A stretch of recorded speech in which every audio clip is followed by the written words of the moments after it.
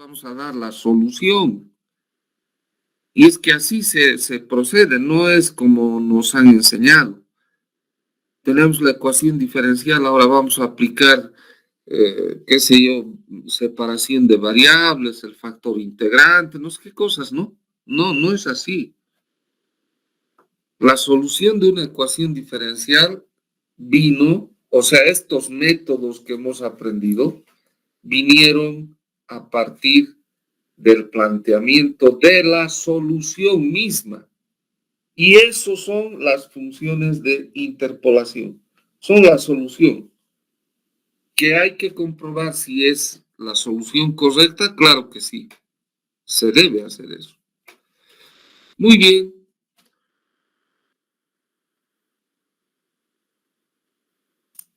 Dicho eso,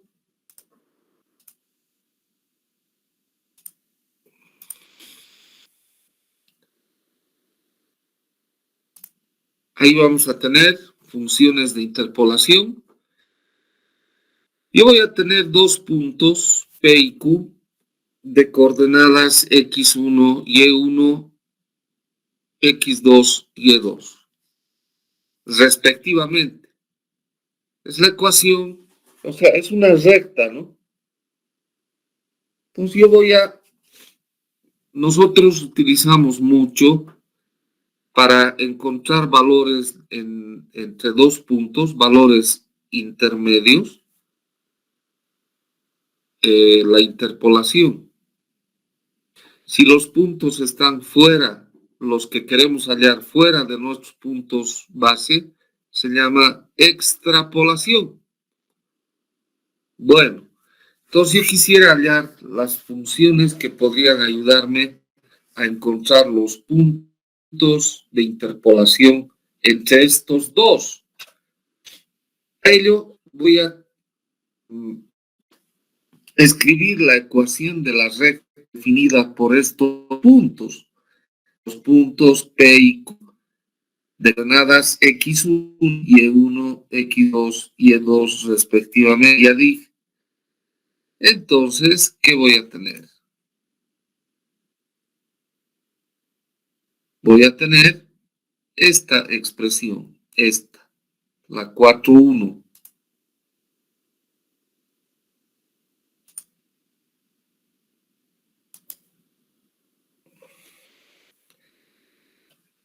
Que voy a hacer un ratito.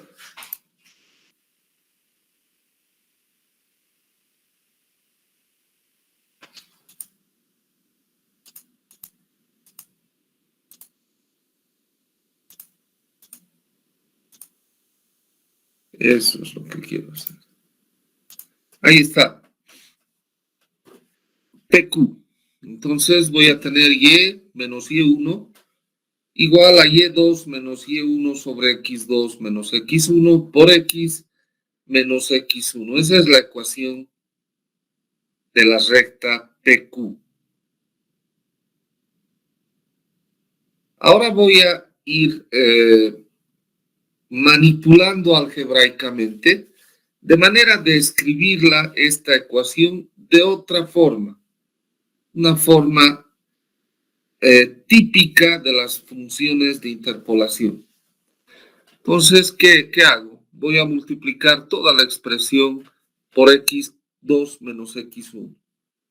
¿Qué voy a tener? Y menos y1 por x2 menos x1 igual a y2 menos y1 por x menos x1. Voy a seguir manipulando algebraicamente y voy a tener que, el título vamos a recorrer aquí.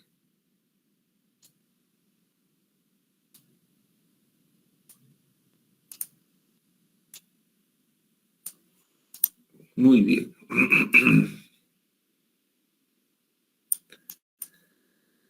¿Qué voy a tener? Y por un ratito que se guarde. Y por x2 menos x1 menos y1 x2 más y1 x1. X por Y2 menos Y1 menos X1 Y2 menos X más X1 Y1. Estoy aquí.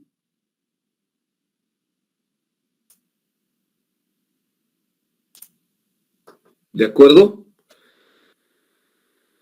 Fijarse que este Y1, X1 es igual que este X1, Y1, por lo tanto pueden cancelarse. ¿Y qué voy a tener? Y por X2 menos X1 menos Y1 X2 es igual a X por Y2 menos Y1 menos X1 Y2.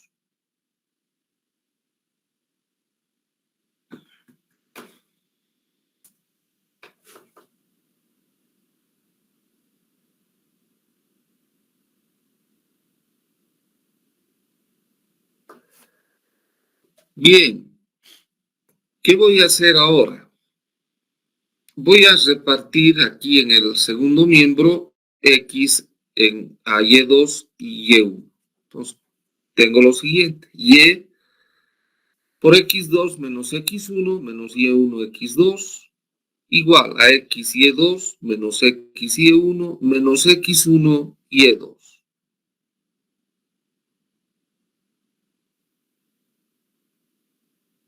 ¿Qué voy a hacer ahora? Este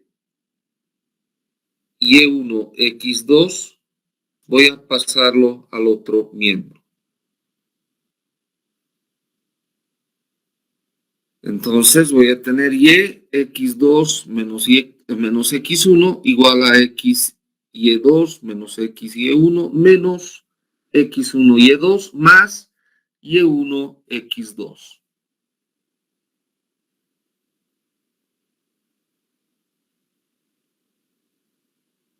¿Para qué hemos hecho eso? Para factorizar esto. Voy a factorizar X Y2 con X1 Y2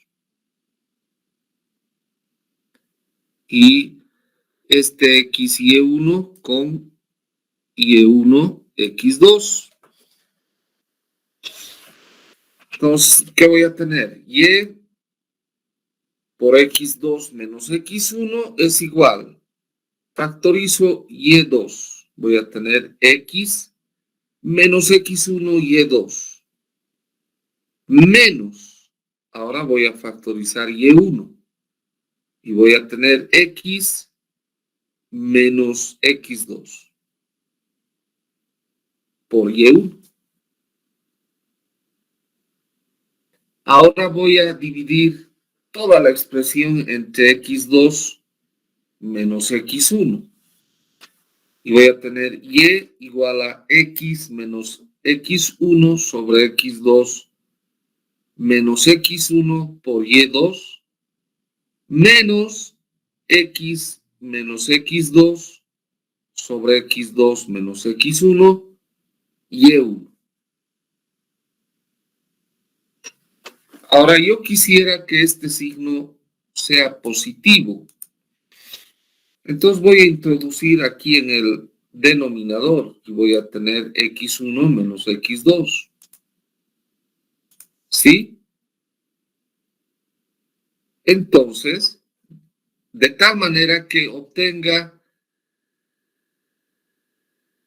esto. Aquí está, Y.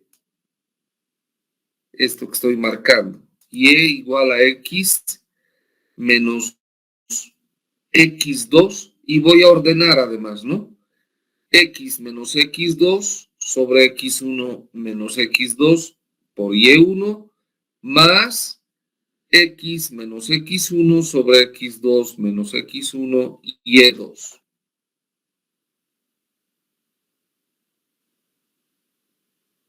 Por lo tanto, voy a tener Y igual a N1 Y1 más N2 Y2.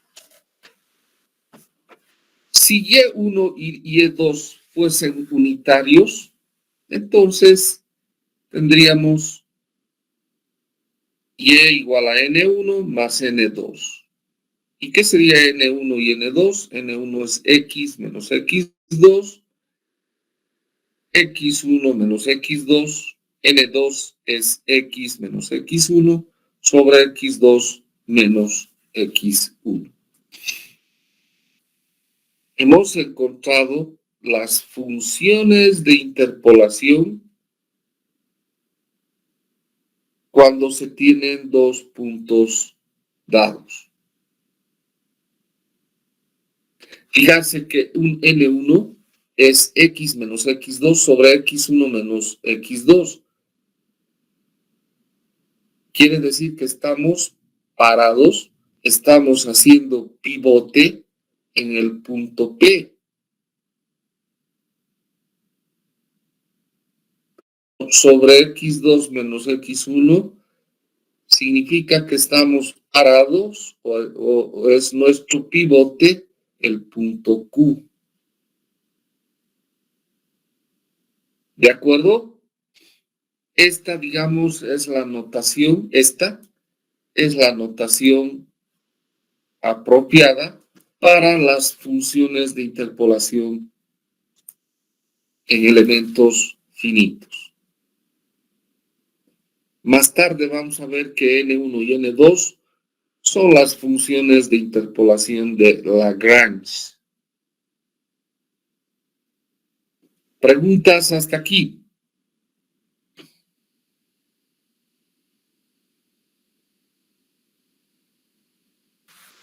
Seguimos. Las funciones de interpolación deben cumplir ciertos requerimientos para la convergencia a la solución, ¿no? Por ejemplo, si tenemos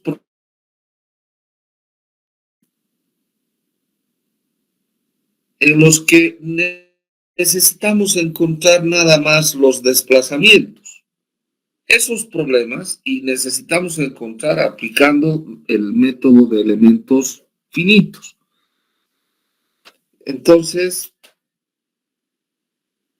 ese tipo de problemas necesitan verificar continuidad en las interfaces de los elementos finitos.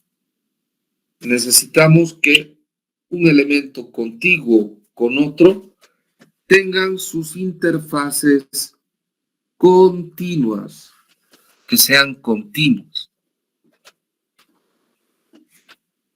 A eso se le llama elemento finito con continuidad C0. Pero si estamos analizando, por ejemplo, un problema de flexión,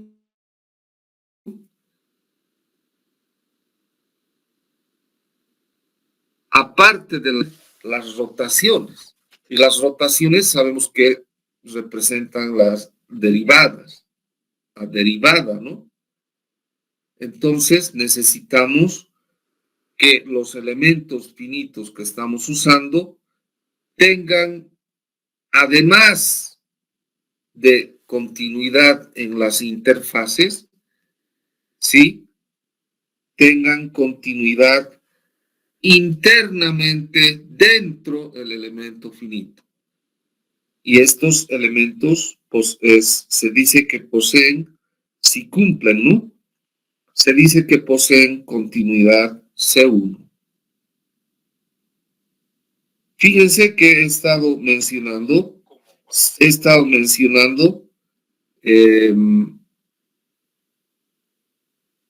derivadas y continuidad, ¿verdad? Entonces, si tuviéramos problemas, a ver, hemos dicho el primer problema con desplazamientos, el segundo, además de desplazamientos, rotaciones. Estamos hablando de grados de libertad. Si tuviésemos más grados de libertad, entonces debería satisfacerse la continuidad en los bordes internamente, pero tendríamos elementos con continuidad C2. Y así sucesivamente, continuidad CR.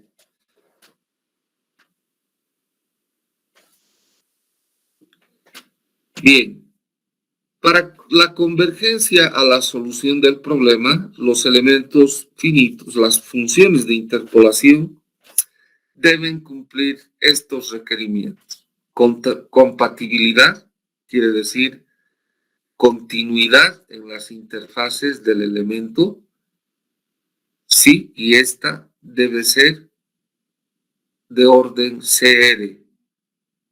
Y completitud, quiere decir que los elementos sean continuos y derivables dentro del elemento en el orden CR más 1.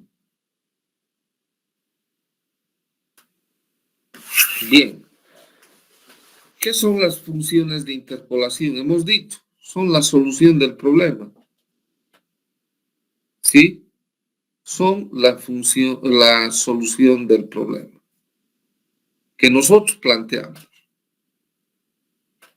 Bien, tenemos funciones de interpolación de una variable. Permítanme hacer esto.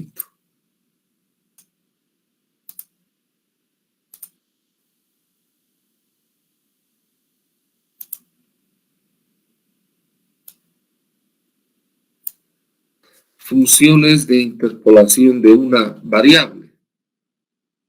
Entonces, hemos dicho, hay funciones de interpolación polinómicas o trigonométricas u otras funciones de interpolación.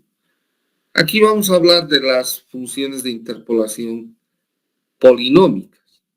Pues vamos a tener el polinomio de orden n, pero a una sola variable, x. Es igual a la sumatoria desde i0 hasta tn elevado a la i de alfa i por x a la i. ¿Qué es tn? Es el número de términos para un polinomio de una sola variable, t1, tn1. Entonces el número de términos es n más 1. ¿De acuerdo? Si el polinomio es de orden 2, ¿cuántos términos tendrá? 3. Si es de orden 3, tendrá 4 términos. Y así sucesivamente. ¿De acuerdo?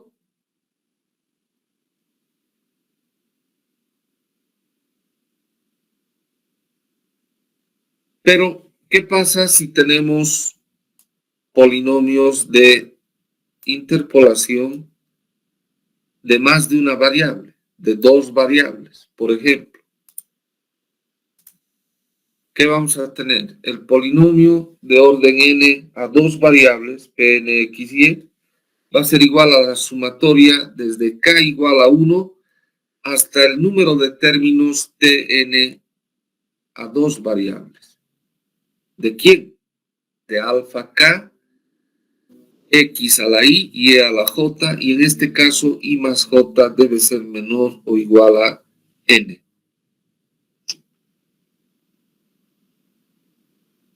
Tn es el número de términos y es igual a n más 1 por n más 2 medios. Entonces, de la forma 4.3 o 4.4 podemos encontrar las funciones polinómicas de interpolación. Pero también podemos aplicar esto que un autor propuso, que es algo similar al triángulo de Pascal. Voy a tener ahí 1, x, y, x cuadrado, x, y cuadrado, x cubo, x cuadrado, y, x, y cuadrado, y cubo. Y así, ¿no? X cuarta, etc.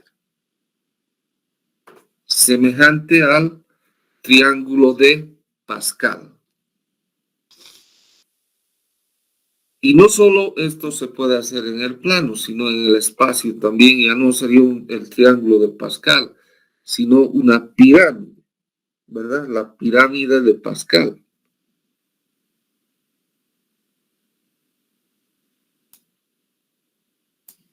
Sigamos. Coordenadas generalizadas. Hemos indicado qué son las coordenadas generalizadas. Son esos valores alfa. ¿Sí? Bueno.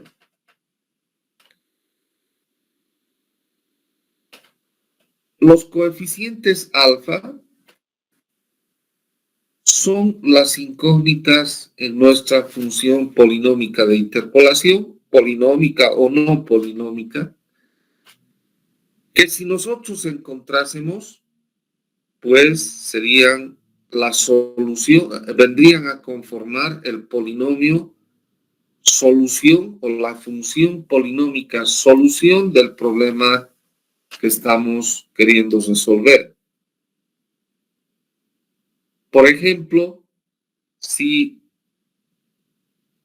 quisiésemos modelar una placa triangular y hemos visto el campo de desplazamiento phi, solución del problema va a ser alfa 1 más alfa 2x más alfa 3y y se acabó. De ahí hemos encontrado alfa 1, alfa 2 y alfa 3 y hemos solucionado el problema. Esos coeficientes, alfa 1, 2 y 3, se llaman coordenadas generalizadas y no tienen nada que ver con ubicación en un sistema de referencia, puede ser un sistema de ejes cartesianos, ¿no? No tienen nada que ver con eso. Las funciones de interpolación también deben cumplir este otro requerimiento, el de isotropía geométrica. ¿Qué significa isotropía geométrica? Significa invarianza. ¿Y qué es invarianza?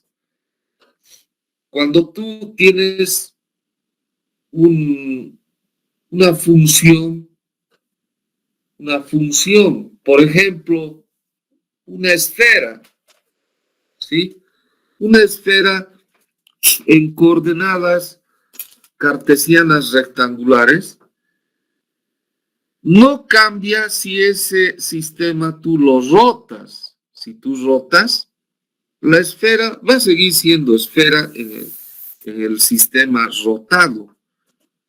¿De acuerdo? Entonces, cuando no hay variación de un sistema a otro, a eso se llama isotropía geométrica o invarianza. Y deben cumplirse estas dos propiedades para llegar a la convergencia hacia la solución. Debe cumplirse la continuidad del campo variable y también la completitud para la convergencia a la solución correcta.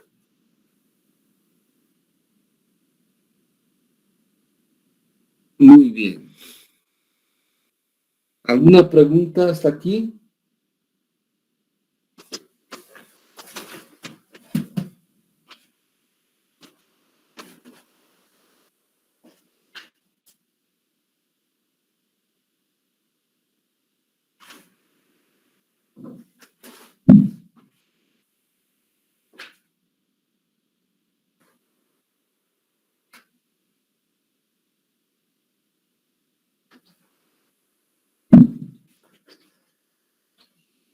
Muy bien. Seguimos. Bueno, existen dos guías para la construcción de polinomios de interpolación con isotropía geométrica. Deben cumplir estas dos condiciones mínimas. Los polinomios completos de orden n, es decir, poseen todos los términos, con seguridad que tienen isotropía geométrica. Y 2, si es que tenemos polinomios incompletos, no tienen todos los términos, pero con los términos apropiados podemos garantizar la isotropía geométrica. Por ejemplo, voy a tener aquí este polinomio de interpolación. P de XY igual a alfa 1 más alfa 2X más alfa 3Y más alfa 4X cuadrado más alfa 5XY más alfa 6Y cuadrado más alfa 7X al cubo más alfa 8X cuadrado Y más alfa 9XY cuadrado más alfa 10Y al cubo. Este es un polinomio que posee todos los términos, en consecuencia es un polinomio completo. Por lo tanto, de hecho, cumple con la isotropía geométrica. Pero también va a cumplir si yo le quito, por ejemplo, términos simétricos, ¿sí? Como, por ejemplo, está aquí alfa 8 y alfa 9. Entonces, este polinomio que quedaría sería P de XY, alfa 1, más alfa 2X, más alfa 3Y, más alfa 4X cuadrado, más alfa 5XY, más alfa 6Y cuadrado, más alfa 7X al cubo, más alfa 10Y al cubo. Es un polinomio incompleto, pero posee isotropía geométrica. ¿Por qué? Porque no tiene dos términos que son simétricos. Entonces no afecta a la isotropía geométrica. Pero debemos decir esto. Está bien, cumple con la isotropía, vamos a llegar a la convergencia, a la solución, etc. Pero, ingeniero, ¿y si comparamos la solución que votaría el primer polinomio con los n términos frente a la solución con este polinomio recortado? ¿Tenemos las mismas soluciones? No, no es así. Seguramente con este polinomio recortado vamos a tener soluciones con mayor error.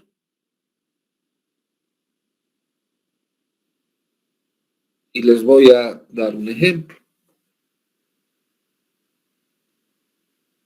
El SAP 90, que es anterior al SAP 2000, es su precursor, es un software realmente hermoso. Ese software es realmente para ingenieros.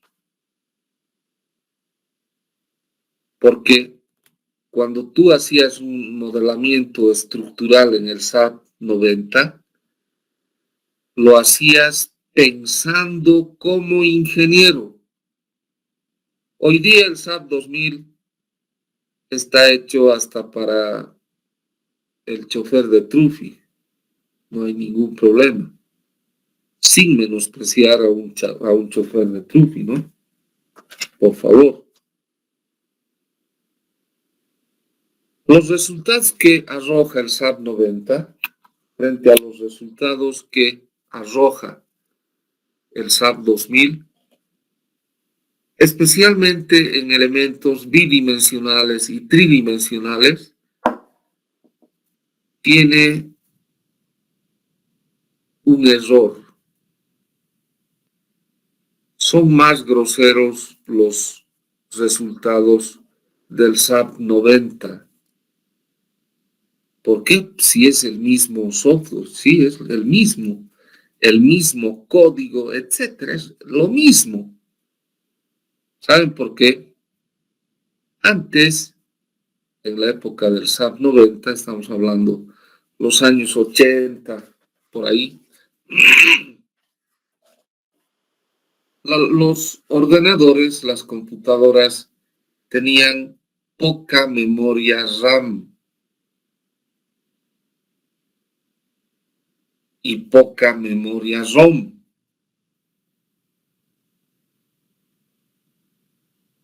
Entonces, como el método de elementos finitos trabaja con mucha memoria, con ecuaciones lineales gigantescas, porque hacemos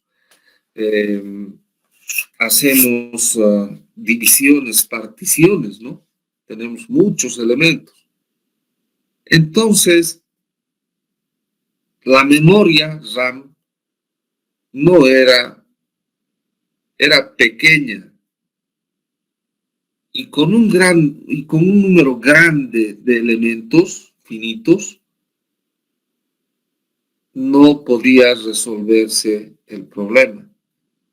Entonces había que optimizar la memoria. ¿Y cómo se optimizaba la memoria?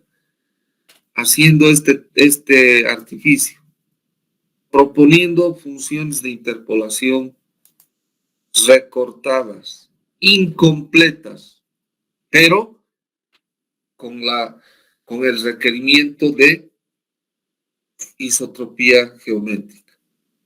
Por eso es que el SAP 90 arroja valores más groseros que el SAP 2000. ¿Por qué? Porque ahora ya la memoria RAM ya no es problema para nadie. Los computadores que manejamos perfectamente tienen una buena memoria RAM. O sea, ya no es posible, o sea, ya no es importante ahora recortar, es más, ya es inútil. Hay que poner nomás con todos sus términos. Y es lo que hace el SAP 2000. ¿De acuerdo? ¿Alguna pregunta hasta aquí? Es lo que yo hice en mi tesis de grado. Yo planteé para el modelamiento de placas y láminas un tipo de elemento completo, ¿no? Y cuando hice mi programita, comparaba con los del SAP 90, los resultados míos con los del SAP 90 y eran diferentes.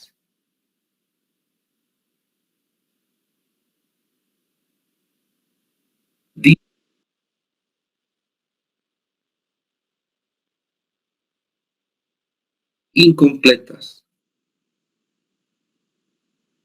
¿De acuerdo? Ahora hay un detalle que quiero decirles. Ni el SAP 90 ni el SAP 2000 nos ofrecen el resultado exacto. No. Ni ningún software. Lo que nos ofrecen son resultados aproximados. Aproximados. Tienen un error. Ahora el problema es saber si ese error es por defecto o por exceso. Si estamos resolviendo una losa de fundación y ese error es por defecto, estamos fritos. Estamos fritos. ¿Y cómo sabes si el error que te da es por exceso o por defecto? ¿Cómo sabes? El SAP te bota resultados y se acabó, el SAP 2000 o el ANSYS, cualquiera. Te bota unos resultados y se acabó. ¿Cómo sabes si el error de esos son por exceso o por defecto?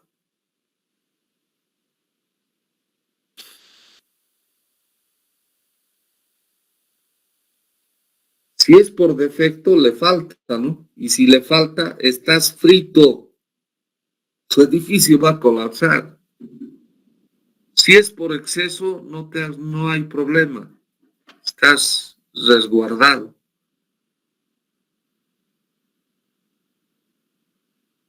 La única forma de saber si es por exceso o por defecto es que tú hagas tu propio programa y con él compares y sepas lo que estás haciendo. Eso brinda esta asignatura. Pero déjame decirte que eso yo ya lo he hecho con mi tesis de maestría, mi tesis de grado, y los resultados en su generalidad, no quiero decir en el 100%, no, pero en la mayoría de los casos es por exceso, o sea, ya puedes estar tranquilo. Bien, vamos a ver ahora los polinomios de interpolación de Lagrange en coordenadas naturales. Y voy a tener estos elementos unidimensionales. ¿De acuerdo? Entonces, en coordenadas naturales hemos definido las coordenadas naturales. Son aquellas en las que los elementos varían entre 0 y 1 o entre -1 y 1. ¿Verdad? Bien, las funciones de interpolación de Lagrange lineales son LK de R es igual a la productoria, así como la sumatoria, ¿no? Esta es la productoria, el producto. Desde M0 con M distinto de K hasta N. ¿De quién? De R menos Rm sobre Rk menos Rm.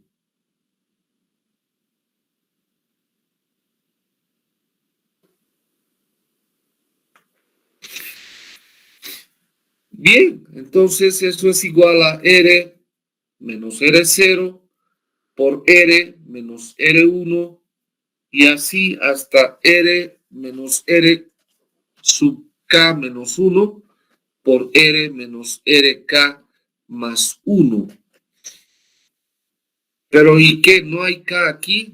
RK, R menos RK, no puede haber. Ya vamos a ver por qué. Y seguimos por, etcétera, hasta R menos R sub N. Todo sobre RK. RK es nuestro pivote, donde nosotros estamos considerando, estamos parados. RK menos R0 por RK menos R1 por, aquí está, ¿por qué no podemos hacer R menos RK? Porque tendríamos en el denominador RK menos RK, eso es 0. Cualquier cosa dividido entre 0 no está definido.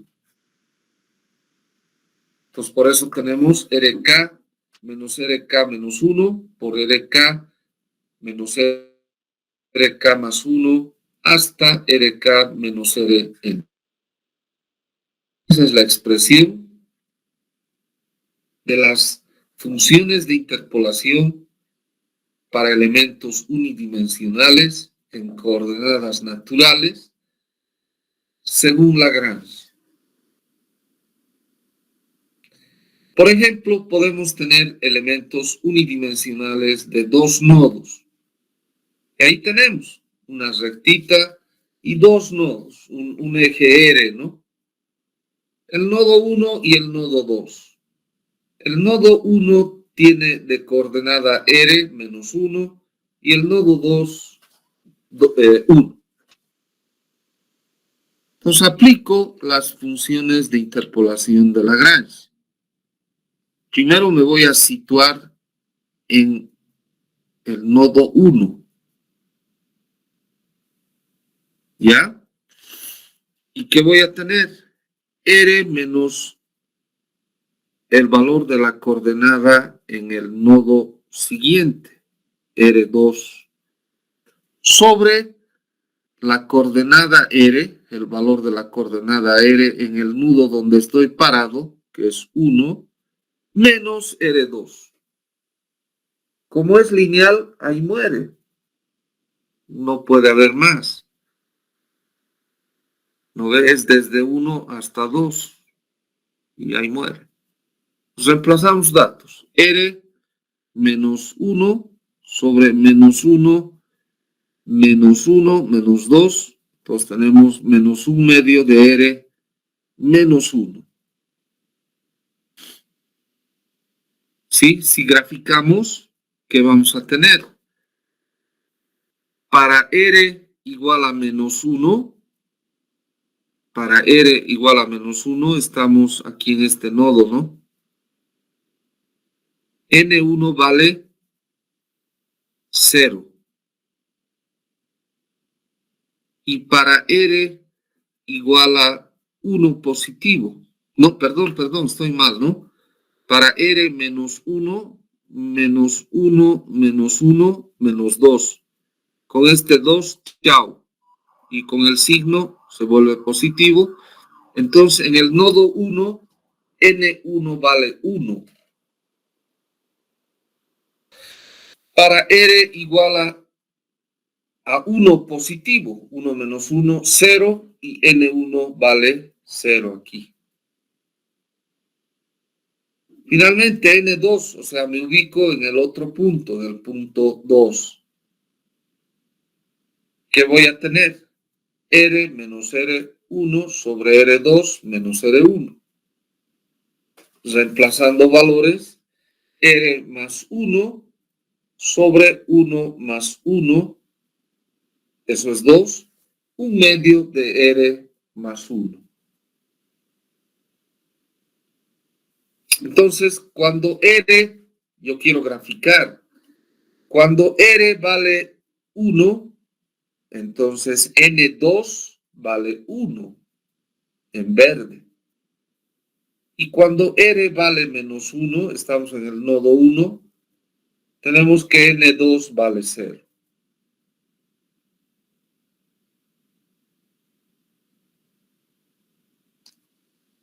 Así se procede con las funciones de interpolación de Lagrange. Preguntas, por favor. ¿Qué tal si tengo un elemento unidimensional de 3 nodos? Según Lagrange voy a tener, me posiciono en 1, en el nodo 1. Bueno, vamos a volver aquí.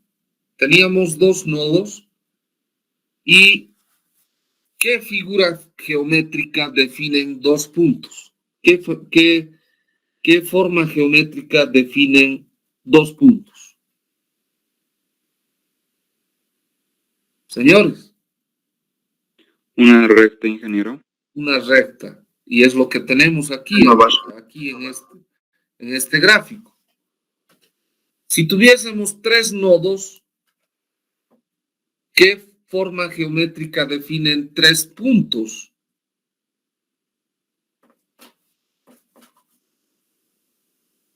Señores.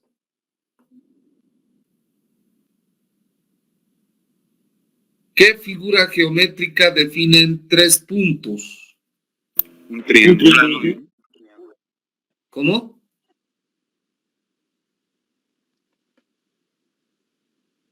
¿Qué figura geométrica definen 3 puntos?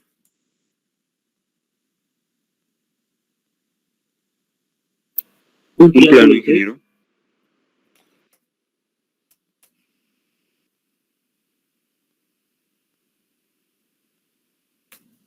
Una parábola. 3 puntos por 3 puntos pasa una parábola. Bien. Voy a ubicarme en el nodo 1. Las funciones de interpolación van a ser R menos R2 por R menos R3. Es desde 1 hasta 3. Sobre R1 menos R2 por R1 menos R3. Poniéndole valores. En el nodo 2, R vale 0. Entonces, R menos 0 por R menos R3. En R3 vale 1, R menos 1. Sobre el valor de R en el nodo 1 es menos 1, menos 0 por R1 menos R3, menos 1, menos 1, menos 2, ¿verdad? Es que voy a tener R por R menos 1 sobre menos 1 que multiplica a menos 2, eso es 1. Entonces, en total tengo un medio de R por R menos 1. Fijarse, esta función es parabólica, está elevada al cuadrado. R es la variable. ¿Sí? N2, me sitúo ahora en el nodo 2. N2 va a ser igual a R menos R1 por R menos R3 sobre R2 menos R1 por R2 menos R3. Valores. En la coordenada R en el nodo 1 vale menos 1 por menos más R más 1. La coordenada en el nodo 3 vale 1. Entonces voy a tener R menos 1 sobre R2 vale 0 menos R1 menos menos 1 más 1 por R2 vale 0 menos R3 1 menos 1. Entonces, ¿qué voy a tener? R más 1 por R menos 1 sobre 1 por menos 1, eso es menos. Entonces tendría menos R más 1 por R menos 1. ¿Qué es eso? Menos R cuadrado menos, que multiplica a R cuadrado menos 1. La ecuación de una parábola. Nodo 3. Me voy a ubicar en el punto 3. Y voy a tener R menos R1 por R menos R2 sobre R3 menos R1 por R3 menos R2.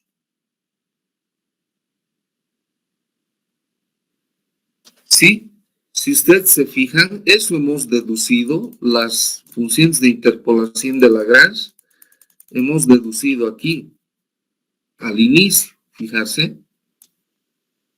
Ahí está.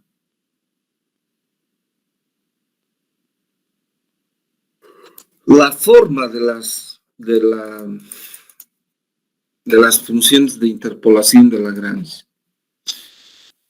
Bien, entonces, poniéndole valores, R menos 1 menos menos 1 más 1, R más 1. R menos 0 sobre 1 más 1 sobre o por 1 menos 0. Entonces voy a tener R por R más 1 dividido entre 1 más 1, 2 por 1, 2, entre 2. O sea, un medio de R por R más 1.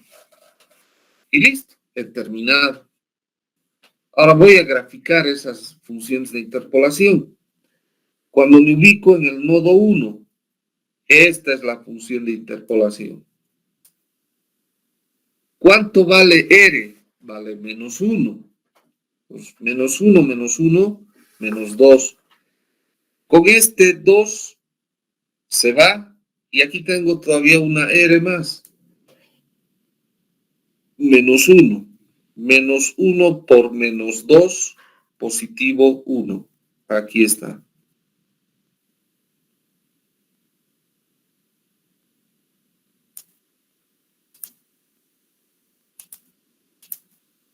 Aquí está.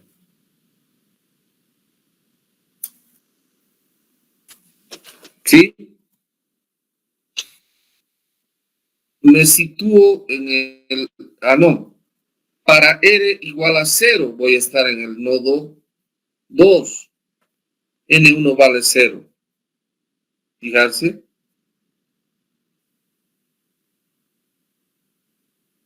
La curva va así, ¿no?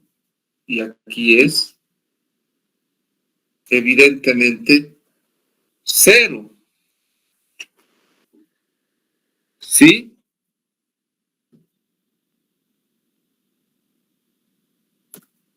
Seguimos. Para R igual a 1. 1 menos 1, 0. N1 también vale 0. ¿Dónde estamos? Estamos aquí en el nodo 3.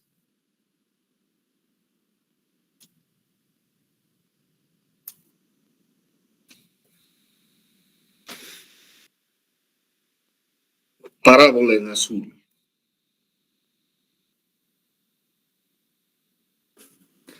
En N2 me voy a reemplazar el valor de R del nodo 2, 0. Entonces voy a tener R menos R, 0 más 1, 1. Por 0 menos 1, menos 1. El total es positivo 1. Aquí está.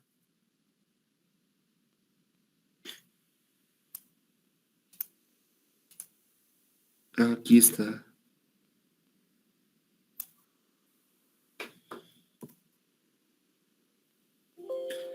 Para R ahora igual a menos 1. Entonces voy a tener 1, menos 1 más 1, 0. 0 por cualquier cosa es 0. Entonces en el nodo 1, evidentemente la parábola tiene de coordenadas 0. Aquí está. Coordenada n, ¿no? N2. Seguimos. Para R igual a 1, positivo, estaríamos en el nodo 3. 1 menos 1 es 0. Otra vez 0. Estamos aquí.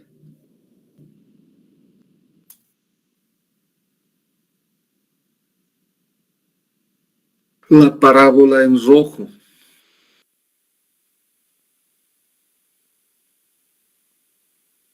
Bien.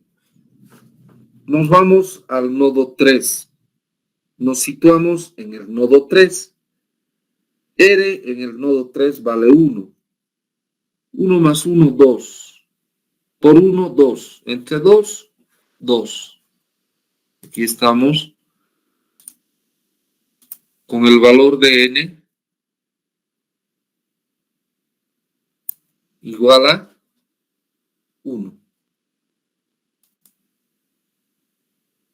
¿Por qué 1? Porque estamos trabajando en coordenadas.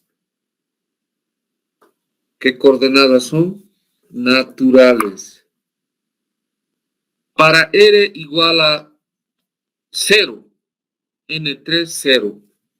Estamos aquí en la parábola en verde, aquí al centro. Y finalmente, para R igual a menos 1. Menos 1 más 1, 0.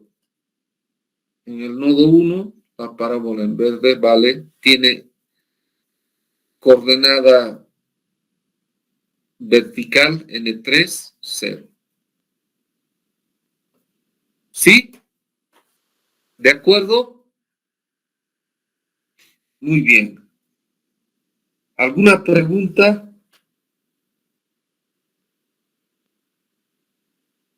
Bueno, señores, ustedes en su casa van a encontrar las funciones de interpolación para un elemento unidimensional recto, una línea recta, pero de 4 nodos. 4 nodos. Esa va a ser su tarea. De momento quedaremos aquí nomás. Nos vamos a reencontrar el día de mañana, viernes. Hasta mañana, señores. Hasta mañana, Inge. Hasta mañana, Inge.